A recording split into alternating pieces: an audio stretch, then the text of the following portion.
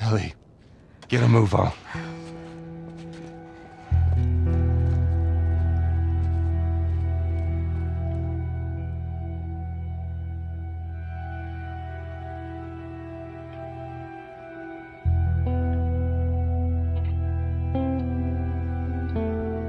It's kind of the culmination of a lot of stuff that have been going on through this whole generation.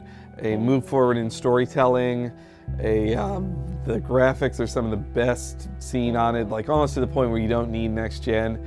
And the gameplay doesn't disappoint either. Like the action, the stealth, and just the overall atmosphere it creates was kind of unparalleled this year as a total package. Man, so The Last of Us really kind of hits everything I look for in an excellent game. I mean, you know, just on the gameplay front, it's really, really strong. The stealth, kind of trying to figure out how best to approach every enemy encounter and solve some of the puzzles.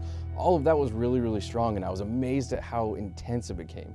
I mean, seeing some of those executions when the when the zombie things would come and just like rip Joel's throat out was just like terribly harrowing. So I loved the tension of the gameplay. I loved the characters. There's an excellent story. The character development is outstanding. The action, the stealth elements are like incredibly fun. Just killing those mushroom demon things it's completely terrifying and tons of fun. Even the multiplayer was fun. There was, you know, just this whole element of like creating this team that would work together, and you actually had to work together in multiplayer, which is a little crazy for me since I played a lot of Call of Duty games. It is one of those experiences where once you've completed the game, you can't but help go back and talk about it all the time.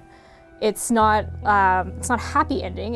It wraps things up, but it's doing it in such an unsatisfying way that the more you think about it and the more complex it gets, it's like I actually ended up liking it, even though initially I couldn't stand the ending. I was like, why is it over now? Why can't we go back? For as great as all the other games were, no other one has just stuck with me for this long. No other game is just sitting in the pit of my stomach like an ulcer, just constantly reminding of its existence. And it hurts, but it's good. It's a good hurt.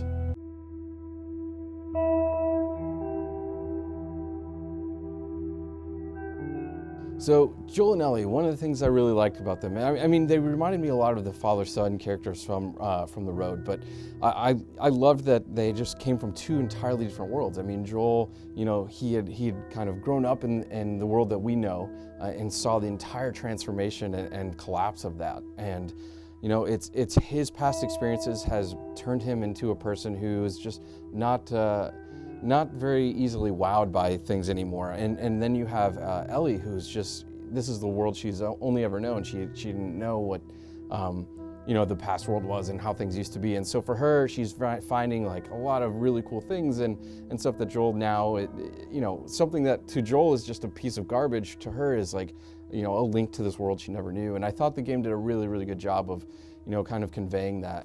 Joel and Ellie, I'd say it's tragic and toxic. You know, the game starts out and he's the gruff caretaker, not really want to take care of her, and she's kind of the, you know, scampy girl. And they have this really cool relationship that it builds, and then all of a sudden, wham, you realize that it's this poisonous relationship where he is putting his own ideas and morals and beliefs on this little girl, and she's powerless because he's the one holding the reins. Initially, I didn't like Joel and Ellie too much as a pair because, you know, I know there's time and, you know, they needed room to grow. Ellie was obviously a little more annoying in the beginning, but she obviously comes into her own and ends up, they start building this bond. And it's actually really sweet to watch because from the get-go, you know that Joel has suffered some kind of loss, and then as they end up bonding like kind of father and daughter style, when it gets to the end, it just makes it all the more heartbreaking because you know that he does not want to give her up. And it's conflicting because you know there's one thing, it's like I can do the right thing or I can save this one girl that means so much to me.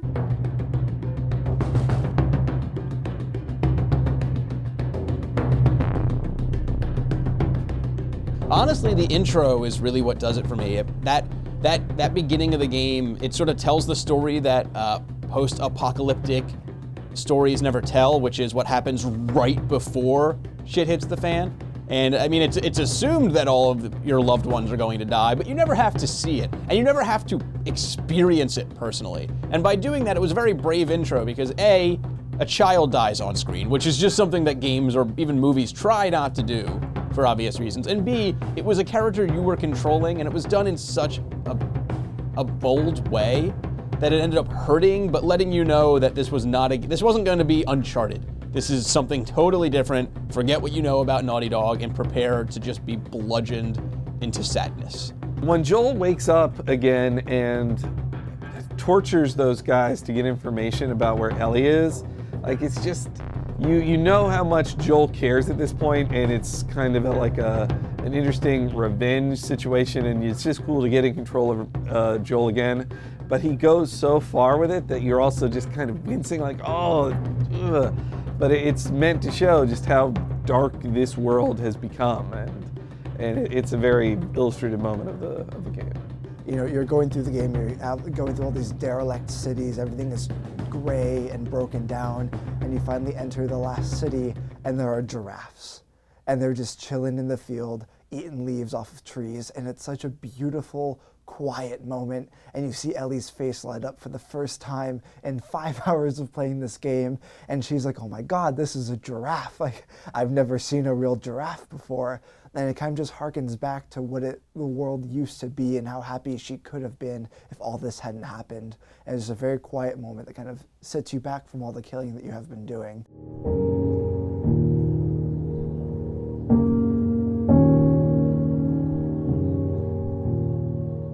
One of the things that I kept kind of thinking about was, you know, growing up as a teenager, like, Ellie is living in such a dangerous world where you can't really afford to just like storm off and run away from your parents or parental figures, or, you know, and especially that scene where she's really upset by something Joel did or said, and she rides off, she takes a horse and just leaves. I'm just like thinking, like, wow, like that in today's world, that's something maybe a rebellious teen would do, but in that setting, like, that could easily mean death for you. And it was just really interesting to me to think about, you know, what it must be like to grow up in this place where when you're dealing with the struggles of growing up as a human being, you can't just vent those things the same way you might in the world we know, because they have completely different consequences. And so I thought that was something that was really interesting.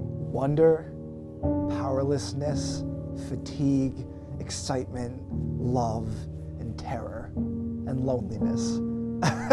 It was a game where, you know, the entire point is that it's hopeless and you are post-apocalyptic. You have seen the end of humanity, and it's a small story between these two people. May or may not be saving the world, it doesn't matter, because all you have is a broken father and a scrappy little girl. Mostly sadness and disparity and fear for the future of existence, but also, in a way, hope. Ellie is such a hopeful character. She's so excited and energetic, and plus, the post-apocalyptic world looks awesome. So even if there's a giant fungus zombie outbreak, like, think about how cool it's gonna be to go to a zoo and see, like, the vines out overgrowing stuff. That's neat, right? Definitely fear. I was definitely scared of the zombies, the mushroom-infested zombies, especially the one-hit kill guys, because, you know, every time you're sneaking up to one of them, you're not exactly sure if they're gonna, you know, spin around and bite your neck off. But, you know, definitely fear, a lot of compassion for the characters as well, because, you know, they're in this world that's just completely dead.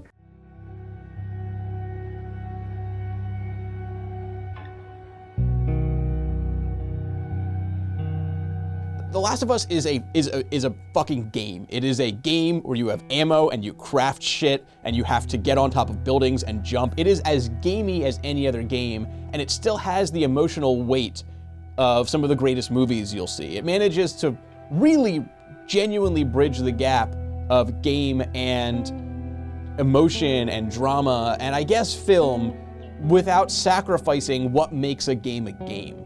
And it really shows, and not every game needs to do that, but it shows how games can do that. I think everyone needs to play this game to kind of experience what kind of story Naughty Dog wanted to tell and the way that they were going to tell it. The gameplay fits in really well with what you're doing. You're ultimately there to survive and to protect Ellie, not in the way where it's like an escort quest, but it does it really well that you feel like you need to go help her, but without making it tedious in any way. So historically, the best games of the generation come out at the end of the generation. We've seen this time and time again throughout all of history. Naughty Dog is one of the best developers for the PS3, and this is their best game for the PS3. If you don't play this game, then you're missing out on one of the greatest games of this generation. Just go play it, it's the best. The thing about The Last of Us, I mean, even if it tells a story that's been told before, you know, the world has ended and now mankind has kind of devolved into these, you know, dog-eat-dog kind of people where everybody's doing whatever they have to survive. I mean, yes, we've seen that story a bunch of times, but, you know, this game really, really tells it in such a unique way. And the gameplay itself is super strong. It builds some amazingly tense situations that are just really, really tough to handle. It's a stressful game to play, but there's something really special about the way that it handles that. Get a couple friends together, start this squad of survivors, and, you know, just destroy everybody. Multiplayer is amazing. So this is probably one of the most emotionally taxing games you could play, but it also has gameplay to back it up. And the fact that it can invoke all these emotions in you while still stimulating your gameplay senses is pretty incredible. I think not many games can do that. Everybody needs to play this game. With all the other games this year, it had amazing stories within the universe of video gaming, and it kind of fulfilled your desires of gaming. But The Last of Us was the first game that I've played in a long time that turns the mirror back on the player and says, we know what you want from video games, and it's not healthy, and we're gonna change that. And Joel is not you, and he's going to do things that you don't like, but you are powerless. You are just moving him forward. You are not his puppet master. Don't think that you can control these characters and their actions. Play a different game if that's the case. So you need to play this game because you need to understand that video game characters are not just vehicles for your own self-fulfillment, and that's a killer idea.